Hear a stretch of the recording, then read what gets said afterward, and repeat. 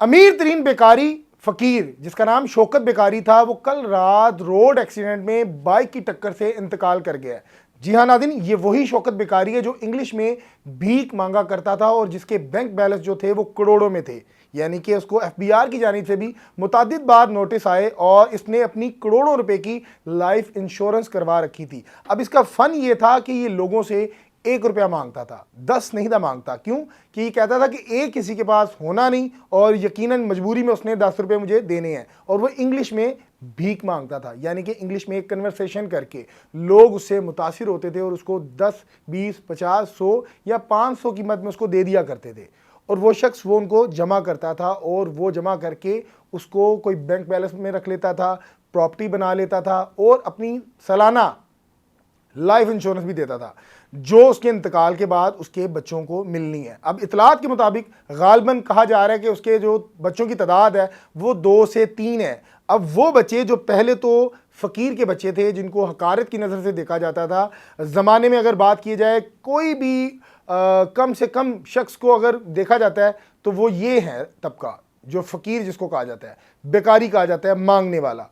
मेरे ख्याल से बड़ा मुश्किल काम है किसी के आगे इस तरह हाथ करना, लेकिन शौकत बेकारी इस फन से किया करता था कि वो रोज़ाना की बुनियाद पर, मेरे ख्याल से आप आम बिजनेसमैन जो है वो इतने पैसे नहीं कमाता जितने पैसे ये शौकत बेकारी कमा लेता था। अब जब इसकी इंतकाल की खबरें सोशल मीडिया पे आई तो लोग परेशान हो गए कि अब इसके पैसे जाएंगे तो जाएंगे कहाँ, इसकी इंश्योरेंस क्लेम कौन करेगा। तो जनाब अली आपको बताता चलूं कि इसके बच्चे भी हैं, ये शादीशुदा है। बच्चों की तादाद जो है वो कंफर्म नहीं है, तकरीबन 2 कहा जा रहा है, कहीं जो है वो 3 कहा जा रहा है। अब बच्चे 1 हों या 2 हों या 3 हों, क्लेम तो करेंगे, यानी कि वो मालिक की हैसियत रखते हैं, बैंक हो, प्रॉपर्टी हो, इंश्योरेंस हो। अब उसके प्लॉट भी थे, उसका बैंक बैलेंस भी था जो करोड़ों में था, जो उसने लाखों की बनाई हुई थी, अपनी इंश्योरेंस करता था, क्लेम करता था, वो तकरीबन करोड़ों में होगी। अगर वो लाखों की में दे रहा है तो डेफिनेटली उसको करोड़ों में मिलेंगे, और उसके मालिक जो हैं वो उसके बच्चे हैं। ये उस लम्हे की बात है जब एफबीआर ने शौकत बेकारी को नोटिस भेजे। वो परेशान हो गए कि जनाब अली ये तो आगे से शौकत बेकारी है, बड़ा मशहूर है, इसके अकाउंट में इतने पैसे कहाँ से आ गए।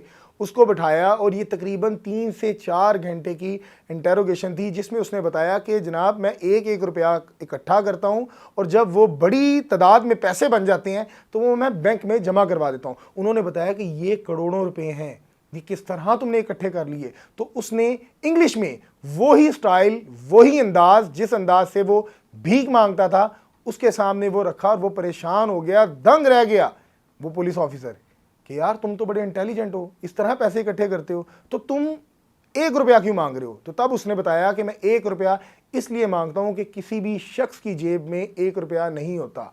अगर मैं 10 मांगूंगा तो वो मुझे इनकार कर देगा, अगर मैं 1 रुपया मांगूंगा और इस तरह मांगूंगा तो वो यकीनन मुझे 10, 20, 50, 100, 500 दे देगा। और उसने कहा कि वो लोग मुझे देते भी हैं। तो जनाब अली शौकत बेकारी जो इस टाइम पाकिस्तान का अमीर तरीन बेकारी था, जिसका ताल्लुक मुजफ्फरगढ़ से था, वो इंतकाल कर गया। उसके बाद सोशल मीडिया पे जो लोग थे वो क्या सराहियाँ कर रहे थे कि अब उसके पैसे जो हैं वो बैंक प्लज हो जाएंगे, बैंक वाले खा जाएंगे, या उसके जो या उसकी जो प्रॉपर्टी है वो ज़ब्त हो जाएगी। तो मैं बताता चलूँ कि ऐसी कोई भी बात नहीं है। उसके जो बच्चे हैं वो वारिस हैं, क्योंकि उसने उनके लिए कमाई की है, उसने किसी से छीन के ये रकम नहीं इकट्ठा की।